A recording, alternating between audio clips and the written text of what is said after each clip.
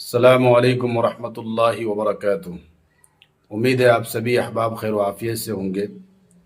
ایک صاحب ہیں، اپنا نام عمران بتاتے ہیں، اسلام پور نل منگلہ بنگلور کے رہنے والے ہیں۔ انہوں نے ایک سوال کیا ہے، مفتی صاحب یہ بتائیے کہ قبرستان میں مردے کی تدفین کے بعد، مردے کو دفن کرنے کے بعد اس کے سر کی جانب اور پیر کی جانب کھڑے ہو کر کے سورہ بقرہ کی جو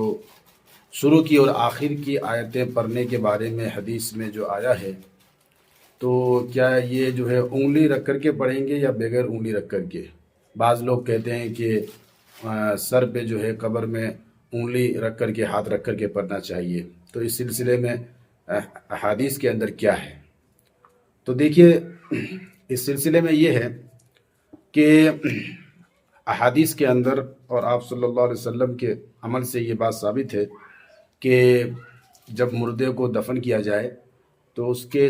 دفن کرنے کے بعد، دفن سے فارغ ہونے کے بعد،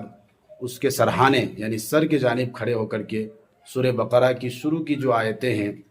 اولئک علی ھدی من ربہم واولئک ھم المفلحون تک، یا پورا رکوع مکمل کر دے تو شروع کی چند آیتیں یہ جو ہے میت کے سر کے جانب کھڑے ہو کر کے پڑھنا ہے، اور پیر کے جانب، پایتی کے جانب، پیر کے جانب جو ہے کھڑے ہو کر کے سورہ بقرہ کی آخر کی جو آیتیں ہیں ان آیتوں کو پڑھنا، یہ جو ہے احادیث سے ثابت ہے۔ البتہ انگلی رکھنے کی جو بات ہے، یہ احادیث میں جو ہے اس کی کوئی دلیل اور اس کا کوئی ثبوت نہیں ملتا ہے، لہٰذا سرہانے پہ انگلی رکھ کر کے یا ہاتھ رکھ کے پڑھنا یا پیر کی جانب اس طرح جو ہے چیزوں سے بچنا چاہیے، یہ بات جو ہے احادیث میں ثابت نہیں ہے، اس کا کوئی ثبوت نہیں ہے۔ البتہ